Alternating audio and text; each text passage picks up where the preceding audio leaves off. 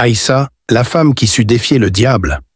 Dans un village lointain d'Afrique, vivait une femme mystérieuse et influente nommée Aïssa. Connue pour ses talents de persuasion et sa sagesse, Aïssa était respectée, mais également redoutée. Un jour, Aïssa, animée par la curiosité et le désir de tester les limites des relations humaines, lança un défi au diable lui-même. Elle lui dit « Vois-tu cet homme, Abou Bakar, le tailleur du village? Peux-tu semer la discorde dans son mariage et le pousser à divorcer de sa femme, Sira ?» Le diable, fier de ses talents de séducteur et maître des tentations, accepta le défi avec assurance. Pour lui, il ne faisait aucun doute qu'il pouvait détruire cet amour. Le diable s'approcha donc d'Abou Bakar. Jour après jour, il souffla des pensées négatives à Abou Bakar, cherchant à le détourner de sa femme. Il lui murmura des mensonges, des soupçons et des accusations. Mais Abou Bakar, profondément amoureux de Sira, demeurait imperméable. Leur amour était sincère et fort, ancré dans des années de complicité et de respect. Malgré tous ses efforts, le diable échoua, impuissant face à la loyauté du tailleur.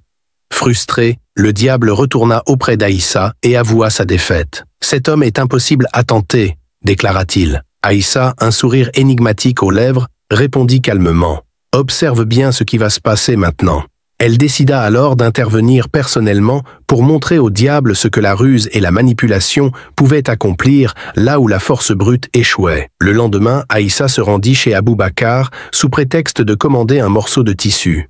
Elle lui dit en toute innocence « Ce morceau de tissu est destiné à mon fils, qui souhaite l'offrir en cadeau à une femme mariée avec qui il a une relation. » Abou Bakar, pensant simplement accomplir son travail, coupa le tissu sans poser de questions et le lui remit. Plus tard, Aïssa alla frapper à la porte de Sira, la femme d'Abou Bakar.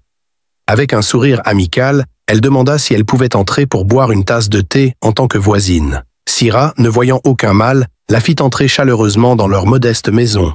Alors que Sira préparait le thé dans la cuisine, Aïssa profita de l'occasion pour glisser le morceau de tissu derrière la porte de l'entrée, hors de vue. Après un moment, elle remercia Sira pour l'hospitalité et s'en alla discrètement, laissant derrière elle le piège bien en place. Le soir venu, Abou Bakar rentra chez lui. À peine avait-il franchi la porte qu'il remarqua le morceau de tissu posé derrière celle-ci. Son cœur se serra en reconnaissant le tissu qu'il avait donné plus tôt à Aïssa. Il se souvint immédiatement des mots de celle-ci à propos de la femme mariée et des pensées sombres commencèrent à l'envahir. Submergé par la colère et la jalousie, il accusa Sira d'avoir une liaison et, sans lui donner la chance de s'expliquer, prononça des paroles de divorce. Lorsque le diable fut informé de la tournure des événements, il éclata de rire, ébloui par l'ingéniosité d'Aïssa. « Vous, les femmes, êtes impossibles » s'exclama-t-il. Mais Aïssa, avec un regard mystérieux, lui répondit « Attends, que dirais-tu si je réunissais Abou Bakar et Sira aussi facilement que je les ai séparés ?» Le diable, intrigué, la défia à nouveau, persuadé que cette fois, il n'y avait pas de retour possible. Mais Aïssa n'avait pas dit son dernier mot. Le lendemain, elle retourna voir Abou Bakar. Elle lui expliqua, d'un air contrit, qu'elle avait malencontreusement oublié le tissu chez une femme très pauvre qu'elle avait visitée pour prier ensemble, et qu'elle avait honte de le réclamer.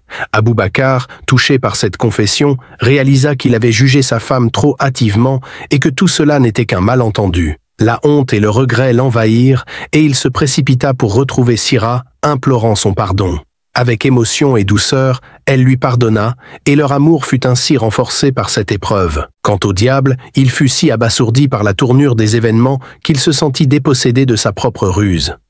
Incapable de comprendre comment la femme avait pu déjouer toutes ses tentatives de séparation, il sombra dans la folie. Les villageois racontent que depuis ce jour, le diable errait dans les collines, murmurant des paroles incompréhensibles, perdu dans ses propres pensées. Les anciens du village se réunissent encore aujourd'hui pour raconter l'histoire d'Aïssa, la femme qui sut défier le diable, et d'Abou Bakar et Sira, le couple dont l'amour était si fort qu'il surmonta même les ruses les plus subtiles. Les jeunes écoutent avec fascination, apprenant ainsi que l'amour, la confiance et le pardon sont plus puissants que toutes les tentations du monde. Le village se rappelle chaque année de cette légende qui les a tous marqués et de la leçon de vie qu'elle leur a laissée. J'espère que tu as aimé. Merci de laisser un j'aime et de t'abonner si c'est pas encore fait, et à la semaine prochaine. Merci de bien vouloir noter la vidéo sur une échelle de 1 à 10, cela nous aiderait beaucoup.